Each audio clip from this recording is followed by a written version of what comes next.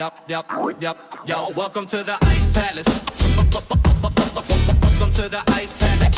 The Ice Palace. Ice Palace. Ice Palace. Bill's house. Tampa, stand up. Yo, welcome to the Ice Palace, chilling where the storm's at. Phil dropped the blueprint, boom, now the bolts flash. Bradley with the wrist shot, Pooper with the pad smash. Tampa got the thunder, better run when the lights crash. Hey, Ice Palace, yeah, we keep it all cold. 92 roots, now the whole squad gold.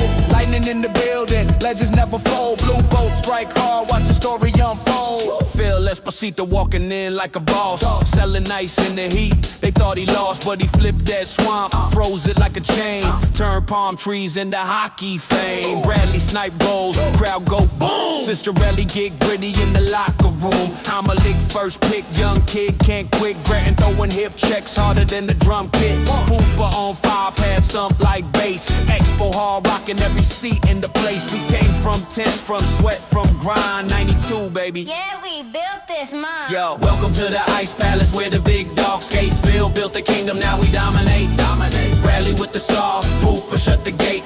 Boats on attack, too fast, too great. Hey, Ice Palace, yeah, we keep it all cold. 92 roots, now the whole squad gold. Lightning in the building, legends never fold. Blue boat strike hard, watch the story unfold. Now fast forward, yo, the future's in stride. Angel with the slapper like, move to the side. Pooch in the slot with the no-look dish. Make a goalie lose sleep, make a defense wish. Braden point bullet, skating like a blur. Hedman crash walls, thunder when you hear him stir. Vasilevsky masked up, beast in the dome. Kicks out pucks like he's throwing stones, cones home. Now the old school meets the champions here. Ghosts in the rafters, players we revere. Phil's voice echoes like a hype man shout. Feelings gon' never tap out.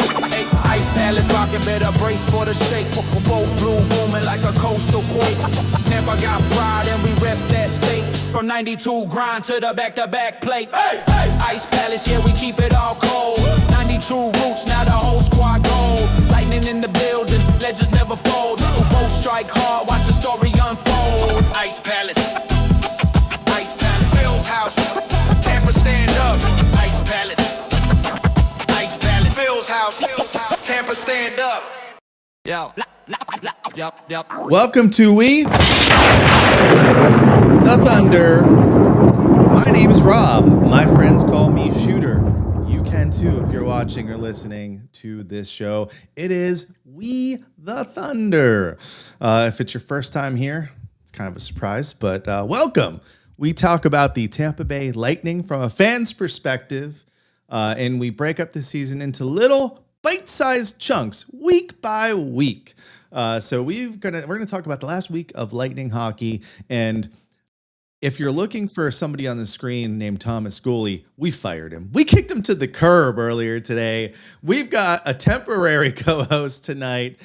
We don't like to have her on the show when we're both here. So we have to split it up. We have to split our time up with Deandra Liu, a journalist for the Hockey News. You can hear her. You can read her articles there. You can hear her on the radio. I've heard her on the Bone. I've heard her on Sirius XM radio. I've heard her on ESPN radio.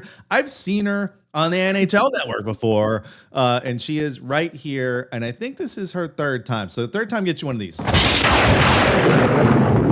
lightning strike. So, hey, welcome back. We appreciate you jumping on here. And by the way, I'm kidding. Schoolie will probably make an appearance here later in the show. He's doing his baseball thing. This Schoolie guy, big baseball guy, apparently. I'm trying to get him to pay attention to hockey again, but Lightning hockey. I do want to talk about the last week of Lightning hockey with you, but we haven't really got to talk too much this season at all about, what your impression of this season has been.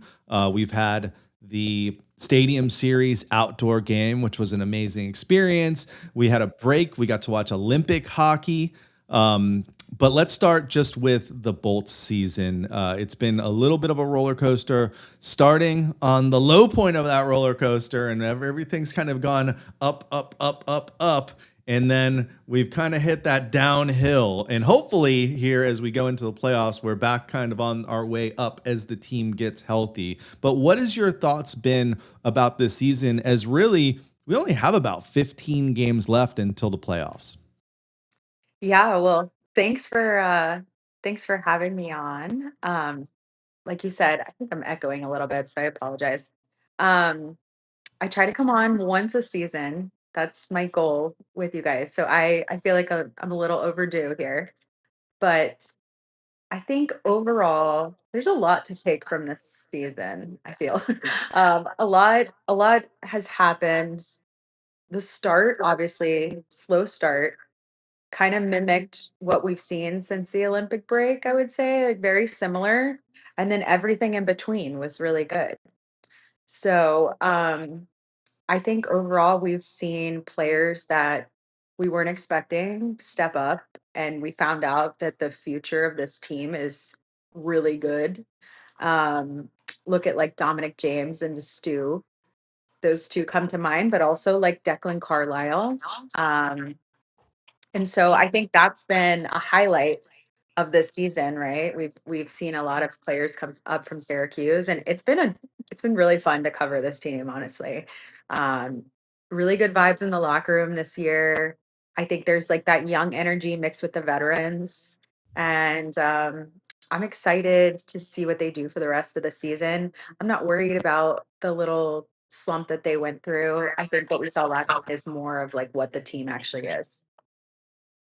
Yeah, and that's a great point with, seeing some of these new players come in and them meshing with some of these players that have been here for a while. And you had a great article this week about one of those players who's been kind of up and down with Connor Geeky, right? And the impression that I got from that article is like, wow, what a good attitude to have, especially for like a 21-year-old guy who, obviously wants to play in the NHL. That's what all these guys want to do. And he's got that taste. And if you look back, he actually played a lot last season. I think people will be surprised how many games he played. I think it was over 50 games last season. Yeah. And then to have him come up during training camp and then play a little bit and then go back down, but also have a really great season in the AHL. Was I right with that takeaway as far as like, man, this guy really has the right attitude that you have to have, because not everyone can jump to the NHL level at 21 years old. Yeah, no, I'm glad that that was your takeaway. Again, I don't know, am I echoing for you guys? I don't hear an echo, but let me Okay, so it's just mute me, which I myself can in the handle it. I background didn't to want to see if drive everyone else crazy. But background to see if it fixes it. So let me know if it's like, if it gets worse, give me a heads up. it's okay. I can deal with it as long as I'm not driving everyone else nuts. Yes, Geeky is he is the future, a piece of the future of this team. And the point of that article was, yeah, I think it's really impressive the way that he's handled it. And he's so young. Like, I think we all forget. And Julian Breesbaugh actually made this point in his midseason availability. Like, he may look like a grown man, but he's only 21 years old. Um, so he still needs to develop. Um, and they want him to have a big role on this team in the future. And so, in order to do that, the only way you can do it is get a lot of ice time in Syracuse. And he wasn't playing on the power play here. He wasn't getting those opportunities to get experience and see how he would handle situations. And there was a lot that I couldn't put in that story because I didn't want it to be insanely long. But he just told me overall, like, he feels like he's matured as a person. And to be honest, I spoke with him a few days before he got sent to Syracuse, and I can see such a difference in how he carries himself, his confidence, everything. Um, so yeah, that was the point of the article, but not everyone accepts going down to the AHL like that. Like, he is handling it so well. He's a really grounded guy too off the ice. He comes from a really, like, his family keeps him grounded. Yeah. And I wonder how much of, his maturity, because I just kind of laugh at, him being 21, and you don't think about how young some of these guys are. And, I don't know how you are, but 21-year-old shooter was borderline nightmare material all around, all Yes, I around. think about that all the time. I'm like, I could not handle this. I could barely like get to the girl. You know what I mean? Like, it's just no. I Yeah. was not able And to I handle could this pressure. I could only imagine being, or thinking that I'm ready to play in the NHL and this team's kind of like sending me down. So, I mean, yeah, like I said, it was great to see just kind of him having the right attitude and realizing, there's a process for this. There's a reason why he's down there. He's getting the reps and he's playing well down there too. And I know a lot of Lightning Yes. fans are disappointed. Actually, Schooley, I wish he was here because we could call him out. But 2 weeks ago, he was ready to trade him before the trade deadline. He said I'd give him up, and also we won't talk about the other players he would trade. But I was like, you can't give up on a 21-year-old center who's 6 foot is four or something like that. I mean, he's a big guy. Mhm. And you mentioned in the article, he spent time in the summer with Barb, the skating coach for the Lightning. And Mhm. it's hard for these guys that are 6'3" and over to be good skaters. We're used to seeing guys like Victor Hedman in the past skating really well. And you just don't see that from guys that are that tall and big. It's a whole different animal for them. So he's doing the right things, he's saying the Yeah. right things. And then again, like going back to his family, right? He's got a brother who's really had a breakout season this year up in Boston. So, and if you look at his statistics, he didn't come into the NHL and just start Mhm. tearing it up. It really wasn't until last year where he really kind of hit that 30 goal mark. And that was his first time even passing 20 goals.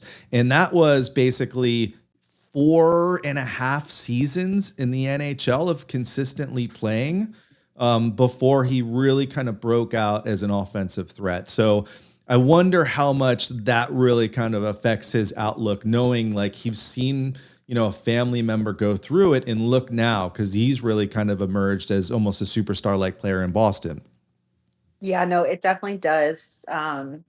His brother spent some time in the AHL, came up to the NHL, went to the AHL, and he helped him through it when he initially got sent down last season. His brother kind of talked him through it and was like, this is the mindset that you need to have. And if you have this mindset, like it's going to pay off in the end. But it was still pretty tough. Like it was tough when he got sent down in October. In training camp, his number one goal was to make the opening night roster and then to stay for the full season. So it wasn't like he was expecting to go to Syracuse. Um, so it was kind of a hard hit at first, but then once the decision was made for him, he was like, I'm going to make the most of it. So his brother definitely plays a part in that.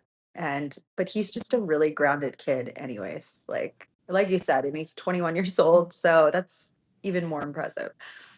Yeah.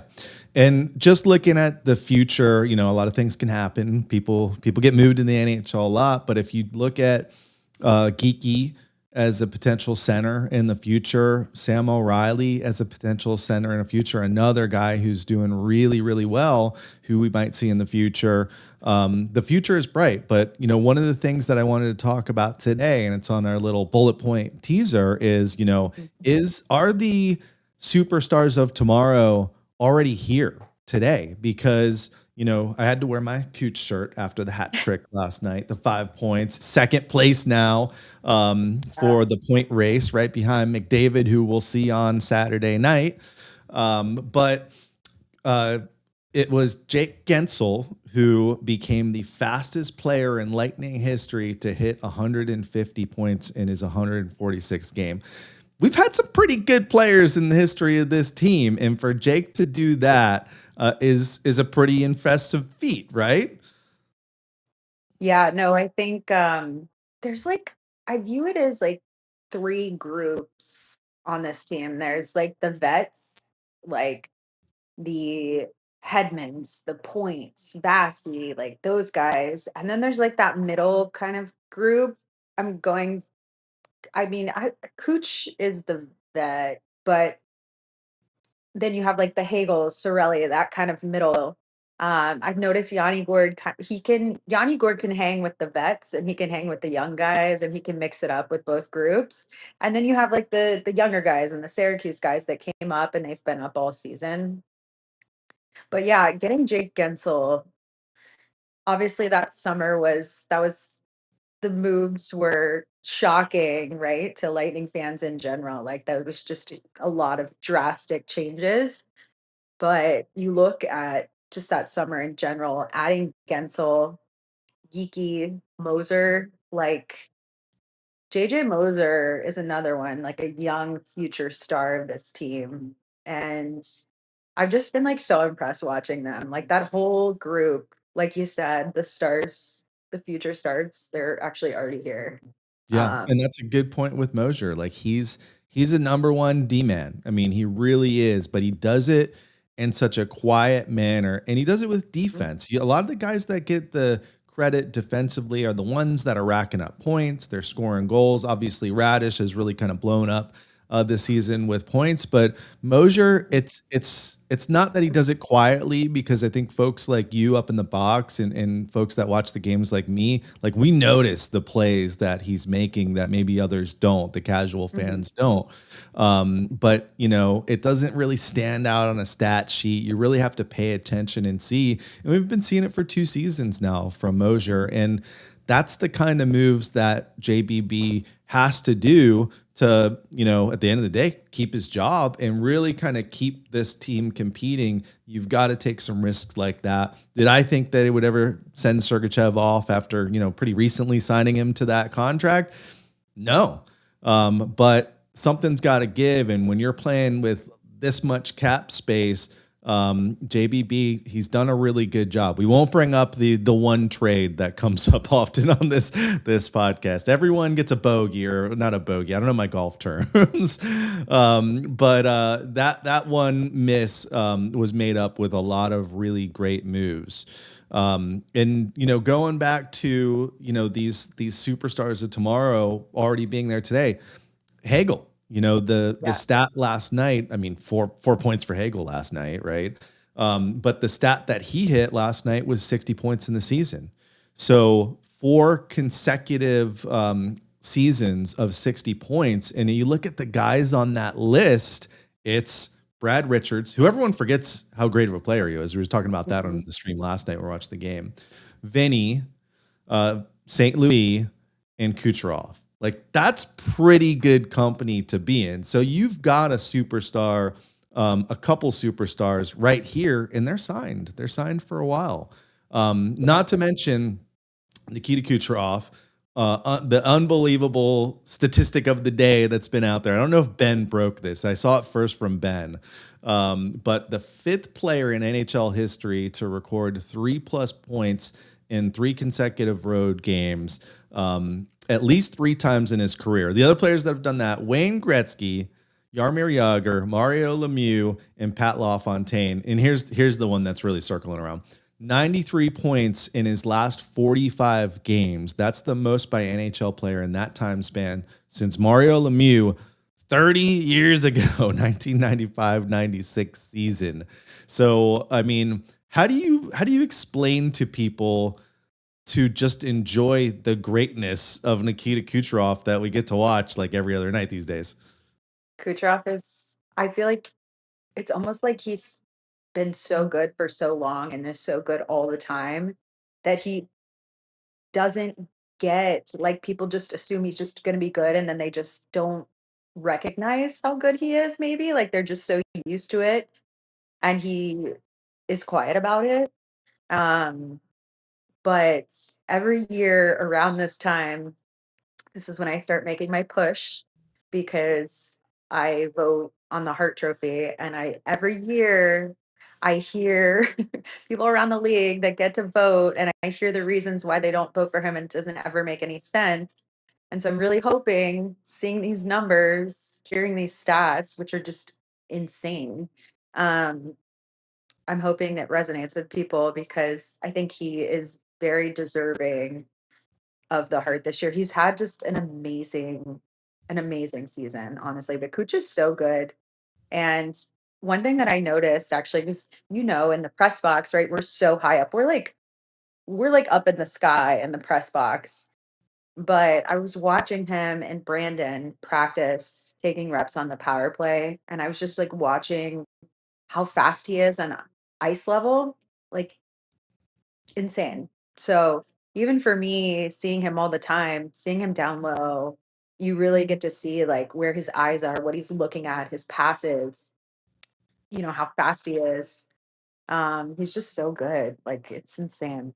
Well, and it's tough to like understand because he just makes it look so easy. It's not Yes. like go watch.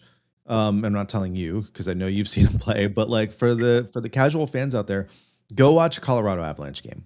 Go watch Nate McKinnon skate.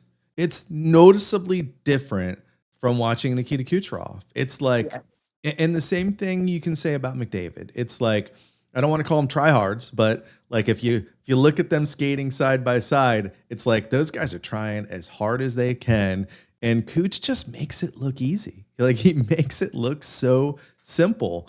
And man, it's just a joy to watch. We were talking about that last night. Like some of the most exciting when you're streaming during a game, you got a lot of time to talk about things. So we're gonna call back a couple of things last night. By the way, if you missed it last night, we were live for the entire game that started at 10. So we had a late night We the Thunder. And I'm not committing yet, but we might do it tomorrow night for the Canucks game tomorrow. But what we were talking about is like, exciting players in Lightning history. Like who have you just enjoyed to watch the most? So obviously Cooch is at the top of that Oh, list for most people right now. But it reminds me of Marty St. Louis. Like Marty St. Louis was just so fun to watch. Like it was just a yes. show every night. And that's kind of where I compare Cooch because it's just like you never know what you're gonna you're gonna get probably a couple points from him. But it's just entertaining to watch these guys. Yeah, no, I think also I love when Braden Point gets going. When Braden Point gets going and has good like when he goes on a stretch, he's so fast. And then he and Cooch together are they're like my favorite to watch, I think. I love watching Hagel and Sorelli together as well, but like Braden Point is fast. Yeah, Um the speed you His notice speed with him. is insane, and he's another one, he's just, like, flies under the radar and does his own thing, but he's so good. And just to add on Marty St. Louis, like, I love watching Montreal as well because I feel like their entire team has adopted Marty's personality. Um, so I loved watching them in the playoffs, and obviously be able to watch them in the playoffs this year is what it looks like, so, but I think he's really turned around that organization. Yeah, it's funny because I always think of Marty coaching Cole Caulfield, and Cole's like a smaller guy, and I'm like, you couldn't have a better Mhm. coach for this guy. No, Uh, it's perfect. it just the only thing that bugs me about Montreal and some of these Canadian teams is Caulfield, American. You've got Austin Matthews out for the season, unfortunately, with that hit from Mhm. Kudus. But American player, like some of the best American players are all playing up north. You can even add Brady Kachuk, although we don't give him too many props on this show. Up in Ottawa. But I guess it's a good transition to kind of talk to you about some of this Olympic hockey. Did you ever think you'd see Team USA win a gold medal so soon? I actually thought for sure Canada was gonna pull it off going into the Olympics, like, before everything started, before they played or anything like that, because you're looking at the roster and you're like, Connor McDavid, Nathan McKinnon, Kyle McCarr, like, Sidney Crosby. Obviously, Sidney Crosby got hurt. Coming back tonight, though. Yes, and he'll be back tonight, which is really exciting. But, looking at that roster, I was like, "There's no way," and then I know how Coop is, so I, like, had total faith. I'm like, "Coop doesn't lose." Um, but then as they started to play, you're watching these games and, like, the Canada games were very close. Um, Yeah. and I was kinda thinking, "Oh, I wonder what we're gonna see." Obviously, we kinda knew it was gonna be USA and Canada. Still such a close game, but it was surprising to me that the big stars what happened to me watching it was like the big stars like Nathan McKinnon, like I was waiting for one of them to come through and win the game for their team and they just like did not do it. Um, That's so hockey, though. that's That hockey. I mean, That's hockey. I mean, any the team the can win. margin of error was so tiny that it was just like whoever was just a smidge better was going to win the game, and we saw it happen with Jack Hughes. So it Yeah, and was a and great game. Also, I mean, USA, great job. The women winning gold, the men winning gold, sled hockey brought home Yep. gold. So it's just been unbelievable. And I think I talked about it on a show 2 weeks ago, but like just the trajectory of USA hockey. It just, you kind of seen it over the last 20 years, just kind of building and building and building. And it just kind of worked out perfectly with, NHL getting back in the Olympics this year. And man, it was great to see USA winning gold. I have to Did say I was so into the women's USA women's hockey. Like they were so much fun to watch. And I watched all of their games and they were so fast and they had just had a great dynamic. They were a really fun team to watch. And I was really glad they beat Canada. I was like, this is awesome. Yeah. And then also like sled hockey is fun. If anyone on here is not, if they've never watched sled hockey, the Lightning have a team actually. And I've gone to some of their practices and they're very physical. Yeah. Like they do not mess around. I'm a fan of all sorts of hockey. So, Mhm. seeing the women's games and being able to see them play, and they're so good. Like they seem so quick out there. And then even some of the sled hockey, which I hadn't really watched that much in the past, but in the last couple of years I've been seeing it.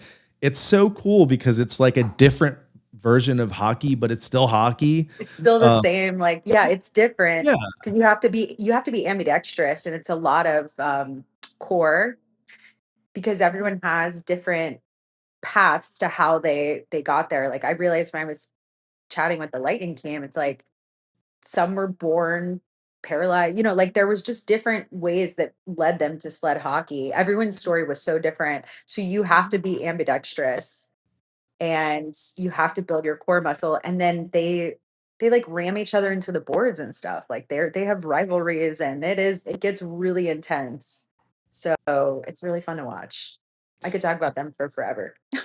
Now, did you get to talk to Jake at all about the Olympics and his experience? I talked to him a little bit. I will say, um, for the Lightning in particular, I think once they were back, it was like lightning, tunnel vision. Because they've had such a great season. I've seen players on other teams like keep going on and on and on and on with it, but like the Lightning were very different. It was very like once you're back in the building, playoffs. So Good. I didn't get to talk to Jake too much. I did talk to him a little bit about it. And it was a really cool experience. He did tell me he and Hagel were going back and forth like the whole time. I asked the question about, I think it was like a holding penalty. I don't know if you guys remember that. There was like a lightning Mhm. on lightning With penalty. Hagel, yeah. Yeah, with Hagel. So I asked him about that. Um, but yeah, I mean, it was like an incredible experience for him, obviously.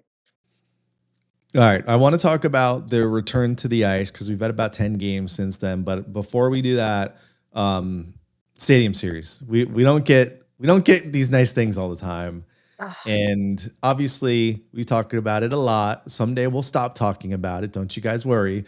But, like, what were your thoughts on the whole experience? And, you got a different kind of view and experience than us fans did, and we did talk to Jay the week afterwards, Retcher.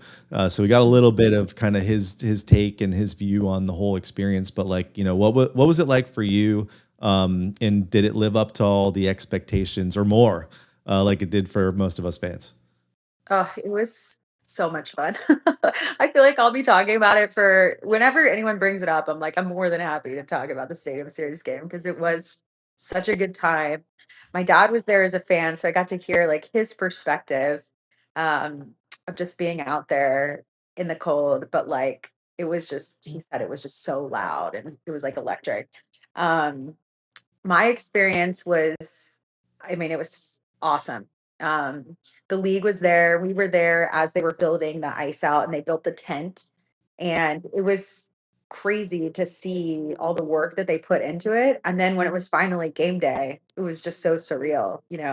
But you guys saw what it looked like. The stadium, they did such an awesome job. Also, as a Floridian, I was like, is it really 30 degrees? Like, it was just, I don't know. I'm sure you agree. It was like meant to be. It was the whole thing was just so surreal. And the Unbelievable. game was great. Thank God they Yeah. came back and won it. Yeah. No, I think my section really never felt like we were out of it in that Mhm. game. And then man, when that goalie fight happened, like it was Iconic. out of body experience for old Shooty Shoots. I can't But imagine what that was like as a fan because in the press box, I don't know if you guys know this, but like if for hockey, for NHL games, the press box is open. And then for the NFL, the press box is closed. So when we were at Raymond James, it's sealed. So we couldn't hear. I mean, we could hear, we knew you guys were cheering, but like it wasn't the same experience that you guys had. So we didn't get to feel the vibes when Vassy started fighting. Everyone was freaking out, um, but I think you guys, it was so loud. I'm sure when Vassy was dropping the gloves. no, oh, it was insane. I have a pretty good video. Oh, I'll send to you. Yeah, you Um, gotta send it to me Yeah, for it's so sure. funny because Jason from Sticks of Fire is sitting right behind me, and he's just like making noises that I never thought I'd hear him make. It was It's so hilarious. awesome. Like it was Yeah, Bassie's always been iconic, but I mean this is takes it to a new level. yeah, that was unreal. Uh, Now, did you get to like before the game? Did you get to hang out outside in like any of the tailgate areas at all? Because I thought like that was just one of the coolest things. It was like it's almost like we were at a Bucks game because we're at Raymond James, but it's all Lightning fans, couple Boston fans out there, and everyone's tailgating. And it was just like, what kind of insane alternate universe am I in right now? So, did you get to see any of that, like at least as you're walking in? Because I know you guys probably got there pretty early. Yeah, I got there super early, but people were definitely tailgating when I got there. And there was so much blue. There was not like it was overwhelmingly Lightning fans. I did not get to experience the tailgates. Again, I just like parked and kind of walked through. My schedule when I tell you it was so busy. I didn't even have like a minute. My goal was to go. I was actually going to pop by your tailgate and just say hi. Um, it didn't happen. So I had to look at pictures and videos after the fact to see what the tailgates were like. Yeah, it was a crazy day, and I was like all over the place that day, and Yeah. we got there pretty early too. But yeah, what a great experience, and just like what a wild season it's been with before that the team just going on this wild streak where they just couldn't do anything wrong with some of their best players out of the lineup, to a stadium series game, to an Olympic break where a lot of these guys got to go have an amazing experience, whether you win a medal or not. I'm sure it was great for these guys. And a lot of them showed out. Like Mosier had a great Olympics, and even Chernak played really well for his team. But these guys get back, and there's a little bit of a struggle to kind of get back on track here. Why do you think that is? Do you think this is a little bit of a Olympic hangover, or do you think it's just like, hey, we got to get some games going again and just kind of get back in the routine of things? Or do they just need a West Coast road trip to kind of get the team back all on the same page?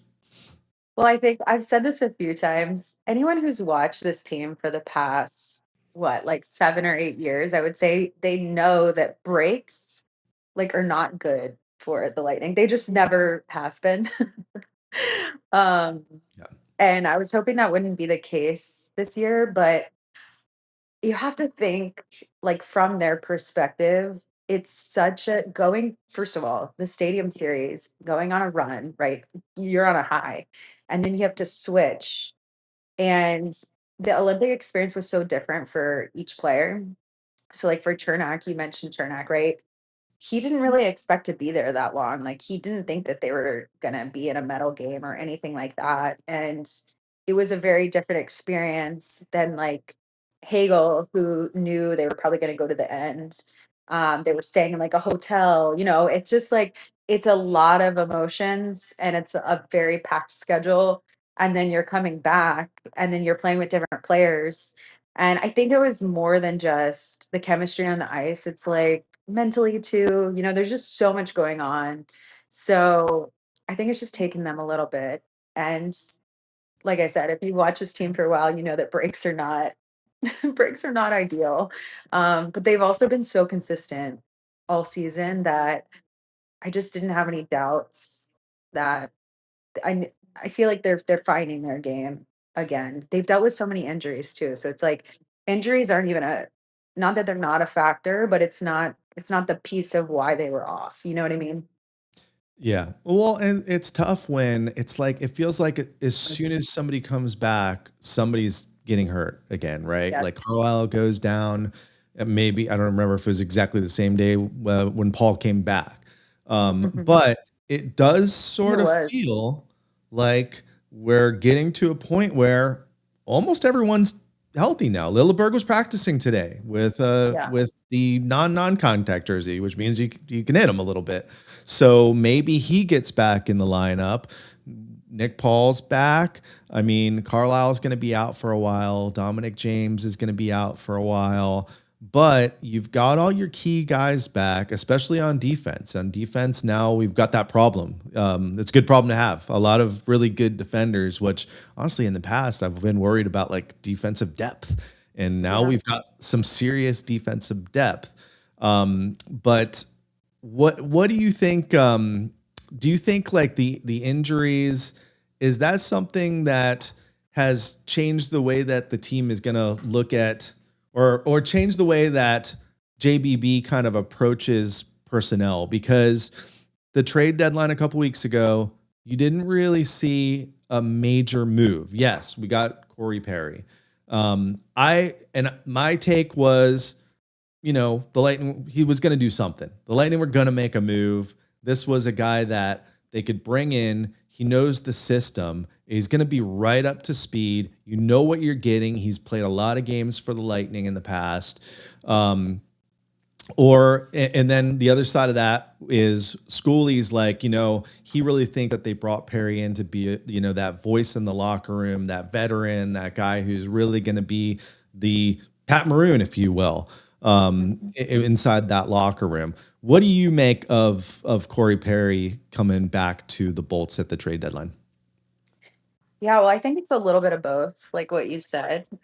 One, I didn't expect them to bring him back. Like, I didn't even think he was on the radar 'cause I was looking at the power play. So I was thinking, like, obviously where Stamkos' spot is, that really it hasn't panned out the way I think that they wanted or like just that they wanted it to, you know? So I was looking over there. I was not thinking about Corey Perry. However, I will say, which I asked Julian about this in the press conference, it's when these guys come back, they walk in the building and they act like they never left. And we've seen like Tanner Janot is a player that I mean he's been gone for a while now, so I'm fine like bringing this up. But it was hard. It was a hard adjustment for him to come in late in the season and adjust to their system. So when you bring a guy back like Corey Perry or like Yanni Gord just picked up where he left off. Like there was no transition period. Same with Corey Perry. So I understand that move for sure. And with Dominic James getting injured, they needed somebody. Um, so I think I mean, he can still score. We've seen it. And Just then he came back. also has that leadership piece. Like he's just very vocal on the bench and in the room. So I think that it's both. And then I got to ask you, the defensive side, like I kind of alluded to, it's going to be a bit of a log jam here as guys get healthy. Lilleberg, if he's available tomorrow or this weekend, like what do you do? There is a growing consensus out there.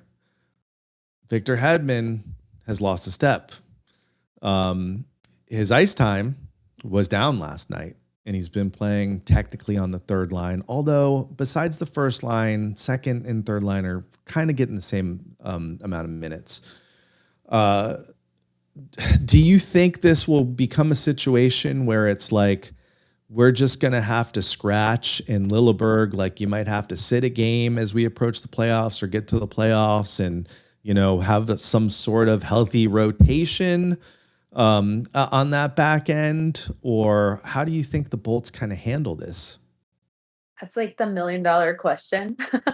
Um, I remember a couple of years ago when we couldn't find a left shot defenseman to save our lives, and we had guys moving, and we were trying to figure out what to do, and now it's the opposite, right? And guys like Carlisle, like I know Coop has been really impressed with him this season, and he's played really well. Um, so that's the $1,000,000 question. I think what the Hedman has earned and deserves an opportunity to, like, he's been injured the entire season. Like, he deserves an opportunity to see if he can get his game back where it needs to be. Um, So you and can't if that take doesn't Hedman happen, out. You can't take Hedman out of the lineup, no, right? no, He's the that's captain. not. Plus, like, if he can get his game back where it needs to be, like, that's, I mean, that's gonna be a difference maker. You know what I mean? So I don't think that that happens, but I think there will be a rotation. There's competition. Like competition is good. And Max Crozier is another guy. Like before he got hurt, he was playing really well. Also, it's really unfortunate for him because he worked so hard to get up here, and then he finally gets up here, and immediately, he gets injured. So I don't know. I think everyone's gonna have an opportunity, and I'm sure Coop is. That's a Coop thing. That's a Coop. That's a Coop. That's a Coop question. It's a good problem to have. And It's a good again, problem to have. Yeah. sorry to keep bringing up last night. If we ever do a live stream, you guys should come check it out. Maybe tomorrow. But the other thing, and we've talked about this a little bit beyond last night, but Hedman, to me, and Thomas looks physically bigger. So I don't know if the injury and surgery has, maybe had him put, even if you put like 10, 15 pounds, which for a big guy like him is easy to do. And it's easy to lose too. So what I was kind of saying last night is like, maybe he just needs to get back into, getting the reps. If he can lose a 10 or 15 pounds, he might be able to kind of get back into where he needs to be. Because it seems like he's been a little bit slower, not his same self. But like, as you mentioned, injuries have played a role. He had surgery in the middle of the season, right? So we'll see how this kind of all unfolds. But good sign, Lilleberg will be back. I really felt for him getting injured when he did, not just because the Olympics were coming up, but because I felt like he was on his game like he'd never been before. Like he was just He getting and better and Stu better. are very good. Like he and Stu were a great pairing before he got injured. Um, Yeah. so I'm kind of interested to see what happens with that. I know like his physicality is important, and he's a good skater. So again, the $1,000,000 question. I wish I had an answer. I have no idea which way they're gonna go with this. And to Stu, man, he looked great last night too. We saw some lineup changes in the last week too. Um, Last night it was Destu playing with McDonough, Mhm. and then they had Chernak Chernak and Hedman. playing with Hedman on that third line, and then you still had Mosier and Radish playing at the beginning. I chalk it up to just like Coop mixes up the forward lines all the time. Doesn't as much with the defensive lines because he kind of knows who's who, and it's kind of shocking that McDonough got split up from Chernak because those two have been a great pair for so long. But the other one that we saw recently was that first line, who was just on fire last night. Cooch, Hagel, Sorelli. No chance he splits these guys up the rest of the season, right? I saw everybody talking about that after the game. Like, you cannot split them up. I think as long as they're playing well, Coop will keep them together. That's the thing, is like he's been trying to move the lines around, like shuffle them up a little bit and see if he can spark something. And it seems like what he did last night worked. So I feel like as long as they're clicking, I mean, that's like an amazing line. As long as they're clicking, he's going to keep them there. But the second they slip, we call it the Cooper shuffle. So Yeah, he's not shy to change those lines up usually. no, yeah. And not bad on that second line. You saw them score the first goal with Point with a nice pass to Gage, and Gage has really been picking up his game in the last month with some goals. So I think as long as that line can click and do their part offensively, I think that top six is going to be pretty solid during the playoffs. And then if you look at the bottom, and we talk about it all the time with the playoffs, you've got to have 4 lines rolling and rolling strong, right? But, we've got that third strong line again. Jurgensen, who's 1 goal away from 100. So close. And he had some good chances last night. Gord and Holmberg, who's been another really great, under the radar acquisition from Toronto during the offseason. Really solid there. Would love to see them put up some points. We need them to score a couple more goals in the playoffs, but even go look at this 4th line now, which has been Perry, Paul, and Bjorkstrand. That's a pretty strong 4th line. Yeah. I don't know if I even have a question there for you, but I guess the question is this the team that is going to break this first round exit little problem that they've had the last couple of years? Does it feel different to you? I will say the company that they have this year is different. And if you look at the teams, like the Lightning overwhelmingly have the playoff pedigree. I think last season, I don't think I know last season, the way that it ended did not sit well with them. Like they've all changed how they play the game, how they approach the season, all of it. Um, and so that's why I wasn't worried. Like I haven't been worried about this little slump that they're in because I know what their end game is. Um, but I definitely think this could be the year. I mean, they don't want they don't want to be out in the first round. Like they're going to do everything that they possibly can to not let that happen. Yeah. But they have like a great team. Like this is a very skilled team. I love again that they have like the vets, that middle group, the younger guys, and makes for a really dynamic locker room. And I like you need that. The younger guys too, like if they get knocked down, they spring right up. I've noticed. Like there is a the young guys will just bounce right back, which I mean you need that in the playoffs. So I think that the perfect mix to do it. All right. Well, we're going to play a game. I was hoping Schoolie was going to show up here. And actually, maybe we'll give him 5 more minutes and we'll wrap it up with the game. But we're going to play a game. And by the way, my guests don't know what my game is. So Deandra has no idea what we're going to do. And because for whatever reason, she's never on with both hosts. She's never played one of our games before. So she's probably like, what is going to happen here? And by the way, I'm not ignoring you all in the chat. It's just solo hosting. I can't always get to you guys in the chat. So we appreciate Daniel. I saw you I there see last. Derek. Derek he signed up for the date night on the ice. GT So Financial. I saw that. Yes. yeah. I don't pick the winners, Derek. So unfortunately, but I did send them your comment. So they know that you were there. There you go. I don't know if you know this guy, but I think you know his brother or cousin. I forget. If you're still there, let us know. Esteban Encina from up in Maryland likes to tune in. We appreciate you, buddy. All right, so let's talk about the schedule Wait, here. is that Ed's? Is he related to Ed? Yes. Oh, nice. I love Yes, that. distant thunder there, Cool. but definitely a big supporter of the Bolts here.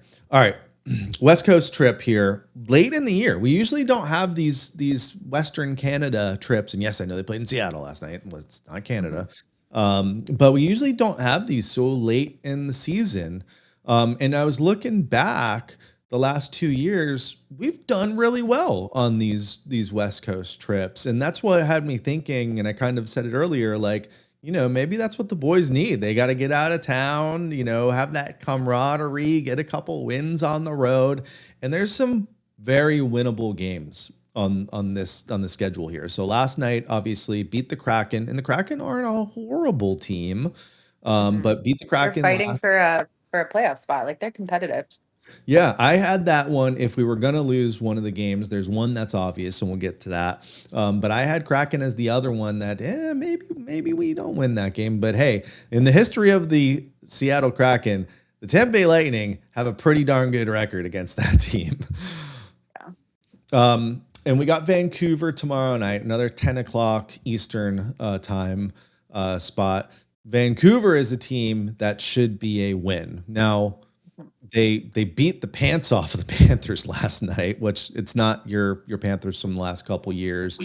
Um, but I have that one as a win. And then the big question mark, which, maybe turned into a potential easier win, although none of these games are going to be easy, is the Oilers on Saturday night. So that's the best team we're going to play in this. The Oilers are going to be right there in the playoffs, but they lost one of their best players. Draisaitl is going to be out for the regular season, so McDavid's kind of out here on his own. On his own. They got other players too, but yeah, McDavid's going to have to kind of step up his game, and that's the one where I was like, all right, if we're going to lose one game, it will be Saturday night against the Oilers, and then Sunday it's an 8:00 start time locally. We've got Calgary, and Calgary is another team that's really struggled this season. So the question for you, I'm going to go to goaltending.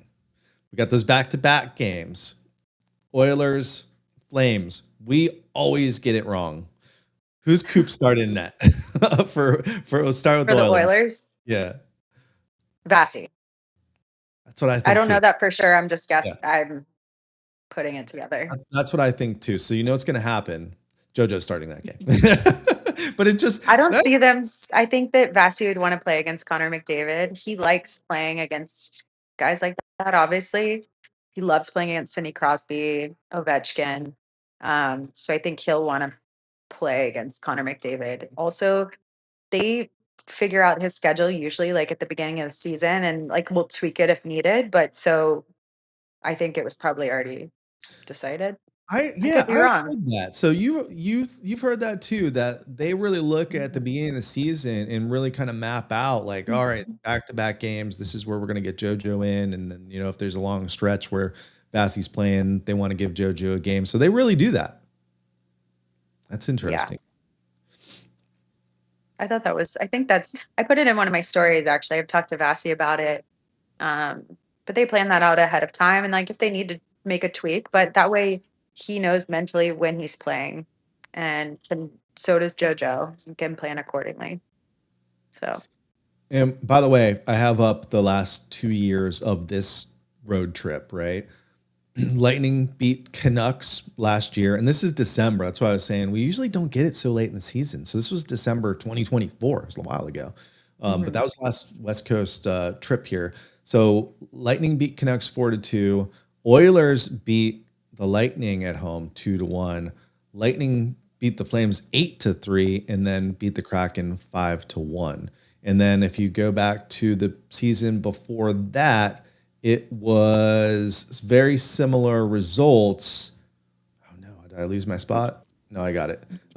Beat the Kraken 4-1, beat the Canucks 5-2, lose to the Oilers 5-3, and then they actually lost to the Flames that year 6-3. So again, if they're gonna drop one, we're eyeballing Saturday night against the Oilers, which are obviously the better team, and the team has struggled to play good hockey in Edmonton.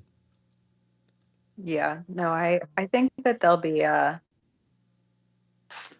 mean, this is a good road trip for them coming out of, the slump that they've kind of gone through. So I feel like they feel confident watching them play last night. I think they feel confident and they'll be good to go.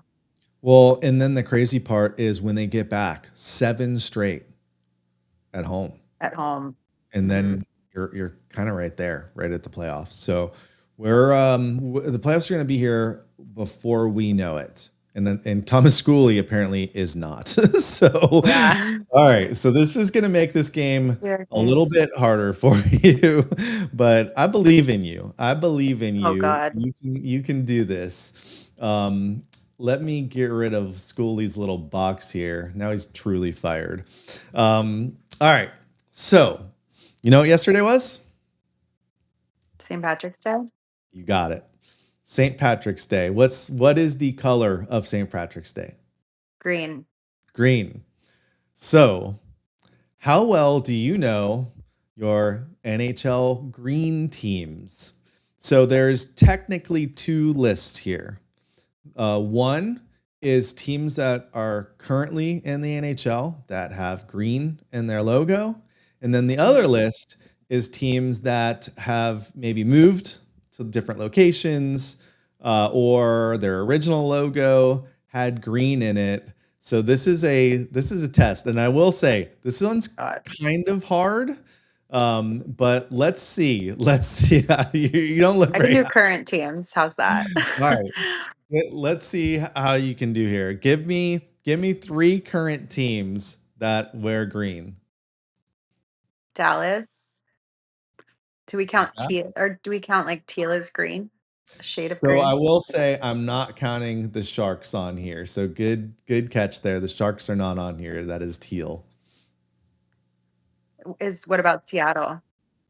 Seattle's that kind of like tealish green that they're not on there. So you're saying One's there's really 3 teams right now that have green so in their logo. one's very hard. And then one is so obvious that if you're not thinking about it right now, you're going to be like, What conference? they are both in the West.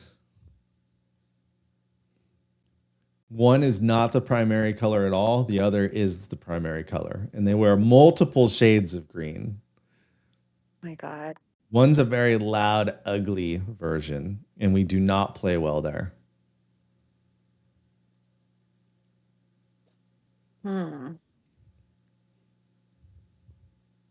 I just immediately thought Dallas. I'm not I can't think right now, honestly.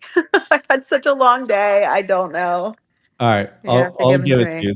This is going to be the one that's gonna get you, and you'll be like, I should have known It's that gonna one. drive me nuts. Oh my God.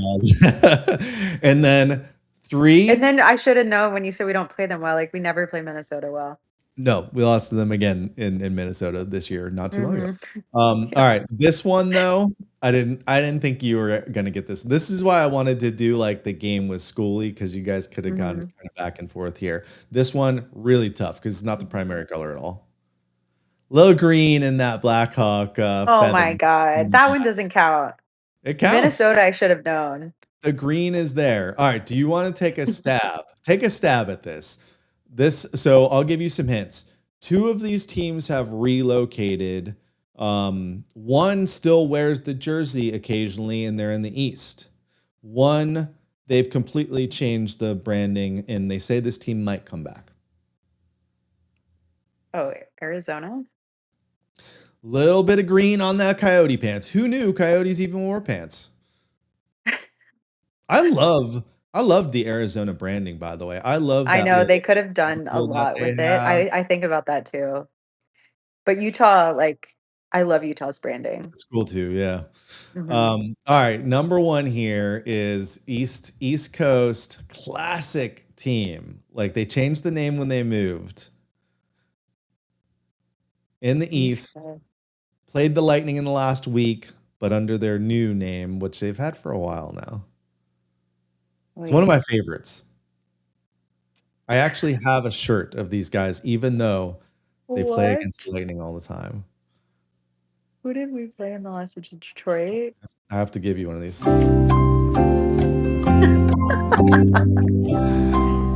Oh my God. I'll give it to you. I'm upset. I'm legit upset you didn't get this one because I love this logo. Ready? The whale. Oh.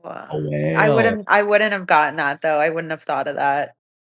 Carolina still No. wears them sometimes. I know, but they And don't I wear them a lot. But yeah, you're and right. well they merchandise them a lot. When I went Yeah. to a Canes game, I bought one of the shirts with the whale logo on it. Nice. And then you probably wouldn't have got this one, but we do play them tomorrow, so I put them on there. And this was the original logo. Canucks have had some pretty interesting logos, but this is the original logo. So It's an interesting logo, right? Because it what like how does that resemble? You know what I mean? I don't know. that's an original idea there with that Yeah. logo. But thank you for playing. You win. Sorry, I didn't You win. have a That was a tough game. And like I better said, answer. That was tough on the spot. if Schoolie was here, then you both would have been just kind of like thinking the same thing of like, what is it? What is it? What is it? Plus, it's Yeah. tough to do on the spot. So guess what? Schoolie didn't show up, and you got them all. You win.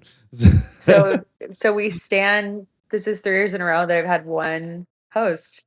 I I was guess kind of hoping that happened because then we just keep it, and then we could see next year what happens. at this, and I haven't even heard from the guy at this point. Um, yeah, next year you can't come on with both of us. Like we have No, to keep this going. at this point. Mm-mm. You might be stuck with Schoolie, which is not as fun, but the following year will be good. Yeah. If you're not like, a mainstay on the NHL network and you've long forgotten all of us little Lightning fans, but hey, we appreciate it every single time you come on this show. We love watching you. We love hearing you. And hopefully we'll see you soon at a game or up in that box. We've been staying away from the box this year and leaving it to the professionals. We like to drink too much beer during our hockey games. But we appreciated seeing you up there, and you gave us some pointers too. So we will always be grateful to you. And hey, hopefully we are in for a long second season here. I really feel like we will be. Yes. So hopefully we'll talk to you a little bit, and at least on X, people can follow you at Deandra_Lou. It's on the screen right now, and we'll put it in the notes for the podcast. You got anything else to tell the Bolts Nation out there? No, but I love connecting with them on Twitter, and I feel like we have a really tight knit fan base. So it's good to see some of them on the chat too. But Yeah. yeah. If for some reason you are following this show and you're not following Deandra, I feel like everyone that follows the show follows you. If you're not, like, you should be. Like there's Entertaining lists. on my page, I will say that. I mean, if you're like, oh God, we have Buffalo fans, but it was mostly Panthers fans all season long on my page. I had to mute all of them, and so I wouldn't see them, And then Yeah, now it's some Buffalo harassing fans. you. They came out of hibernation. I'm like, oh my Right. God. Yeah. What is this? And Like, by I the didn't way, even know you guys had Twitter. Like, yeah, I've never seen these guys before. I don't think No, Twitter existed when Buffalo was good no, back yeah, they're then. But out yeah, there now. they came So out of the it's an woodwork. entertaining time on my page. And the Panthers fans have gotten very, very quiet. They're Where'd they quiet, yeah. go? I love it. All right. Well, hey, again, thank you. Let's wrap this thing up. We will see you. Thomas, we'll see you next season. I'll see you in 2 years. Yeah. I'm sure we'll see you around the rink. Thank you again, everyone out there. Stay tuned. Make sure you follow We the Thunder at Shooty Shoots. I'll let you know by tomorrow afternoon if I'm going to stay up late and sit here and watch the game with you guys. But until then, this has been We the Thunder. Don't forget to be the Thunder. That's it? Yo, yo, welcome to the Ice Palace. Welcome to the Ice Palace. That Ice Palace. Ice Palace. Bill's house. Tampa, stand up. Yo, welcome to the Ice Palace, chilling where the storm's at. Phil dropped the blueprint. Boom, now the bow splash. Bradley with the wrist shot. Pooper with the pad smash.